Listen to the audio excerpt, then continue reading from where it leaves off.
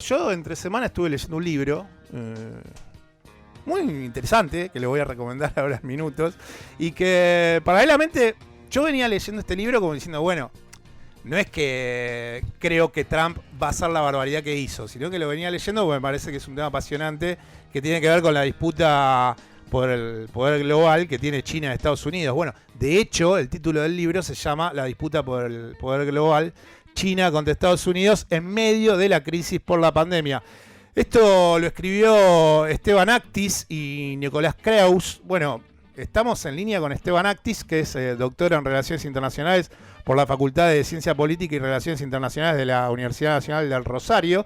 Es rosarino él, y a quien saludamos. ¿Qué tal, Esteban? Marcelo Aymar te saluda. ¿Cómo estás?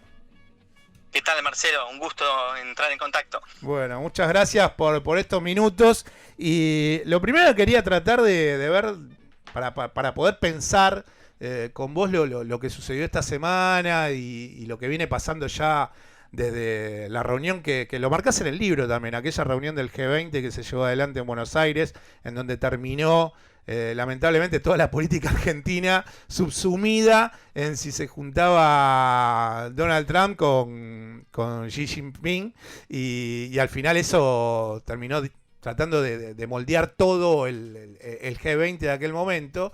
Pero hay un corte que tiene que ver con la mitad de esta pandemia. El libro lo terminaste más o menos por agosto. Y en estos últimos meses la pregunta sería, ¿cómo estás viendo este adelantamiento y esta salida rápida, por más que se hable ahora de un nuevo rebrote en China? Evidentemente la economía china ha salido más rápidamente y es uno de los pocos países que está creciendo en este proceso de pandemia, y el crecimiento de su Producto Bruto Interno es como que actúa como un reflejo no propicio para Estados Unidos, que evidentemente está subsumido en una crisis institucional, política, social, económica. ¿Esto pensás que de antemano, más allá de que haya habido una pandemia entre medio que tal vez aceleró los tiempos de crecimiento de China hacia Estados Unidos, vos crees que esto igual iba a terminar sucediendo? Porque China, desde mi punto de vista, venía como avanzando muchos casilleros de forma muy rápida. Bien, sí, es una excelente pregunta y bueno, y es algo que en el libro claramente lo tratamos, y es importante marcar dos procesos.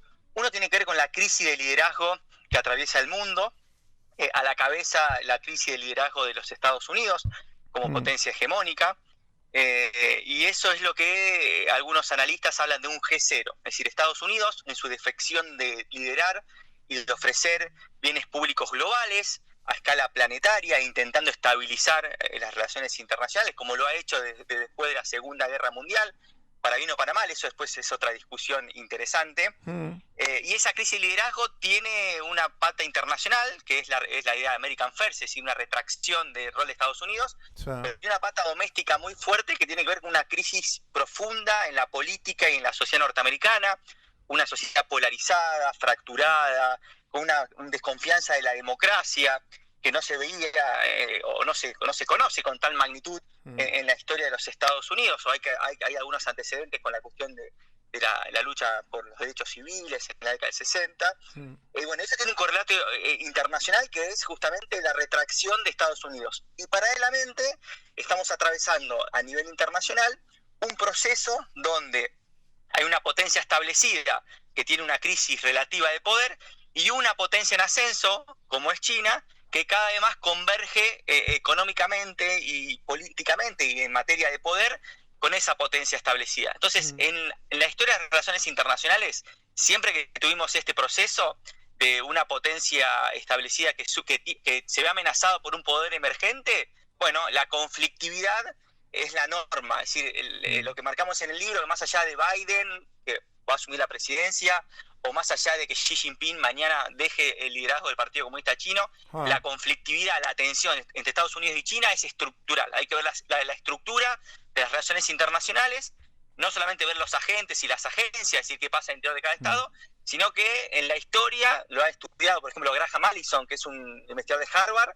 que ha hecho un estudio de todas las transiciones hegemónicas, y siempre hay conflictividad. Esto no quiere decir que vayamos a un escenario bélico, pero las tensiones son estructurales y agravado en Estados Unidos por una crisis muy fuerte de su liderazgo interno. Entonces, lo que estamos viendo es que Estados Unidos está asediado internamente por una crisis muy fuerte y externamente por a un actor estatal como es China, que viene convergiendo rápidamente en los últimos 30 años de manera acelerada en los indicadores de poder duro a nivel internacional. Esteban, en el libro hay mucho dato.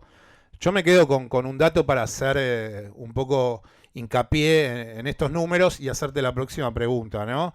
Vos hablás en un momento, decís que hay un comercio entre Estados Unidos y China, un comercio bilateral anual de 540.000 millones de dólares, stocks de inversiones mutuas por 161.000 millones, y ahí es el tema, ¿no? Y una tenencia de bonos del Tesoro de Estados Unidos en manos de China por un total de 1.3 billones de dólares. Esto es como decir que evidentemente China nunca se va a poder sacar el lastre que vos venís comentando de Estados Unidos, porque evidentemente hay mucha compra de bono por parte de China y las imbricancias de las dos economías están tan interrelacionadas que evidentemente que le vaya mal a Estados Unidos hace que se genere cierto cimbronazo en el mercado financiero chino a futuro.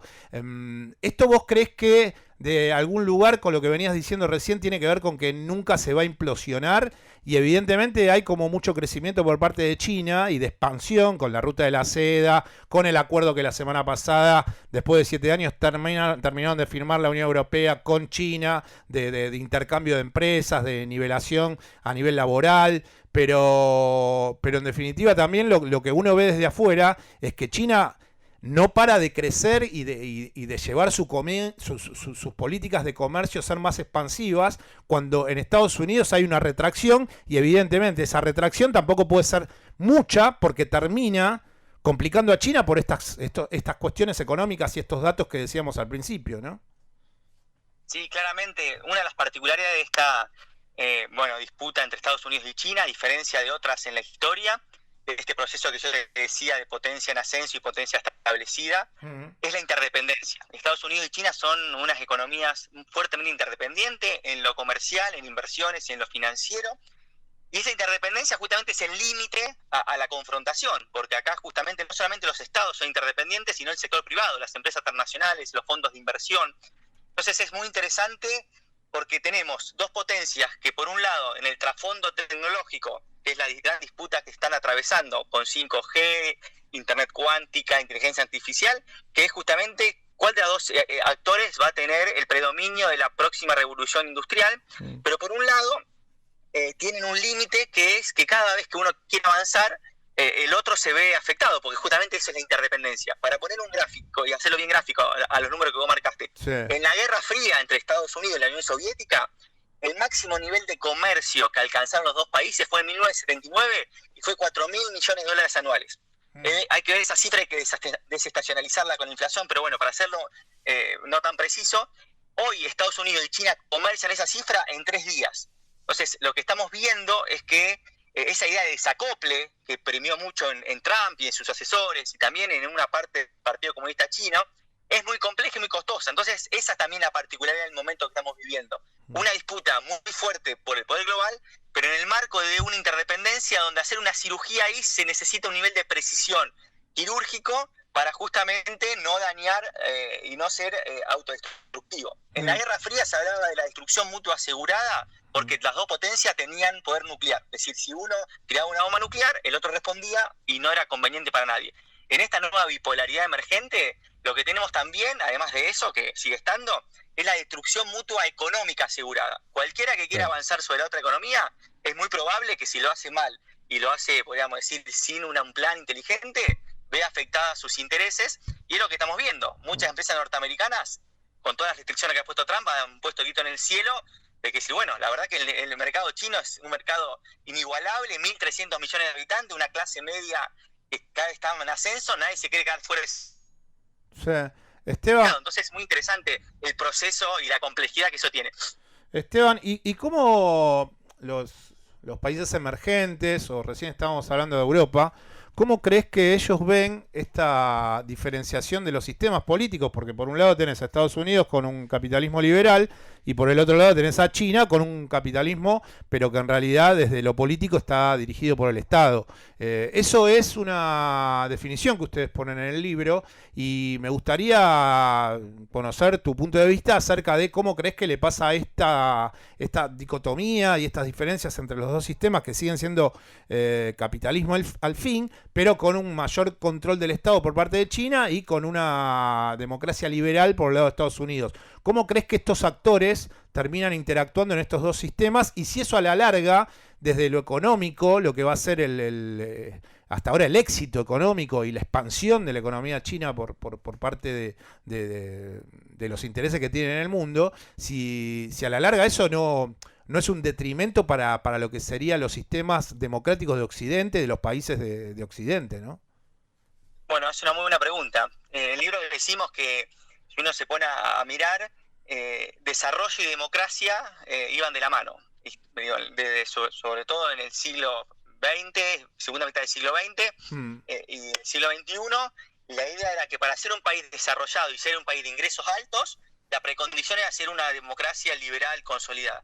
China viene a poner en cuestión eso, que para Occidente claramente es un desafío, porque lo que pone China en cuestión es, bueno, se puede crecer, se puede sacar a millones de la pobreza, se puede ir camino a ser un país, hoy China es un país de renta media, pero si sigue creciendo a este ritmo, dentro de la próxima década puede ser un país de renta alta, y no hace falta tener democracia. Es más, lo dicen los chinos, la democracia occidental, pervertida por todos los problemas que está teniendo, justamente es un limitante al desarrollo. Entonces es una tensión muy fuerte, y es un discurso que está permeando, y creo que el malestar de las democracias occidentales, el factor externo de China, influye, y eso me parece interesante. Lo otro, que para China, no ser una democracia, ser una autocracia, también es un limitante, porque la desconfianza que genera en Occidente, digo, si China quiere ser una nueva hegemonía, aparte de crecimiento y de dar intereses económicos, tiene que tener la capacidad de ofrecer, de persuadir y de convencer que puede ser un líder benevolente. Y la verdad que Occidente, mirando el sistema político chino de mayor control, una sola persona que tenga el mayor control, mayor represión interna, con las tecnologías mayor censura doméstica, es un poder que genera también cierta resistencia a su liderazgo. Entonces, es interesante mirar esa doble perspectiva de dos sistemas distintos, que si bien disputan la primacía en el capitalismo, fronteras adentro tienen una forma social muy distinta y que para Occidente sigue siendo un desafío y sigue siendo un gran signo de pregunta y actualmente repele. Si uno mira las últimas encuestas en este año de pandemia sobre el rol de China, la mayoría de las sociedades europeas han aumentado su desconfianza. Claro. Producido por la pandemia, por su manejo poco transparente. Si bien es verdad que han controlado mucho la pandemia, hay muchas dudas en relación a los números. Entonces, bueno, eso es un gran signo de preguntas sobre cómo el resto de los países, van a tolerar y asimilar que una potencia que hoy es una potencia mundial no sea una democracia occidental como justamente lo han sido, sobre todo desde el fin de la Guerra Fría. Bueno, Esteban, nosotros queríamos tener un acercamiento a tu material. Me parece que el volumen está lleno de datos, que tiene una mirada que realmente es muy analítica desde el pensamiento y no se van a encontrar los lectores con un escritor que apoya a un sistema u otro, sino que todo el tiempo lo está repensando y también por eso te invitamos a que pudiésemos charlar un rato sobre el material. Así que te mando un abrazo, mandar un saludo a Nicolás, que es tu compañero de andanzas, en este caso con la disputa del poder global y bueno, buen fin de semana ahí por Rosario, ¿no? O andarás cerca. Bueno, muchas gracias y la verdad que nada, es un placer. Como bien dijiste, el libro es un ensayo que sale del academicismo, se lee de corrido y es interesante, atrapante. Y bueno, el objetivo también del libro es, por eso también saludo cuando periodistas me llaman, que en Argentina las discusiones sobre nuestras realidades dejen de ser de una cuestión parroquial, de comarca, y pensar que todo lo que nos sucede en alguna otra medida está relacionado con procesos globales. Y bueno, si el libro ayuda, como decimos en el prefacio, a elevar un poco nuestras narices y mirar un poco más allá, creo que estamos satisfechos. Y bueno, y el libro justamente llama a que mucha gente que no está familiarizada con los temas internacionales, le parezca interesante, reveladoras, y lo vean útiles para las decisiones diarias, desde políticos, empresarios, ciudadanos comunes, bueno, acercar al mundo a un público que no son los estudiantes o los colegas, sino un público en general, así que bueno, ese es el objetivo. Y bueno, la editorial Capital Intelectual y José Nathanson, su director, apostó por el libro, así que bueno, estamos contentos por ahora con sus repercusiones. Bueno, esta es una. Te mando un abrazo, Esteban. Buen fin de semana. Abrazo y estamos en contacto. Saludos. Bye bye. Chau. Quien estaba hablando con nosotros era Esteban Actis, que es doctor en Relaciones Internacionales por la Facultad de Ciencia Política y Relaciones Internacionales de la Universidad Nacional de Rosario. Y él ha escrito La disputa por el poder global, China contra Estados Unidos en la crisis de la pandemia. Esto lo publicó Capital Intelectual. Le mandamos un saludo a la gente que sabemos que en algún momento anduvimos por ahí. Y continuamos aquí en Paso Valores, en AM 1420 con vos.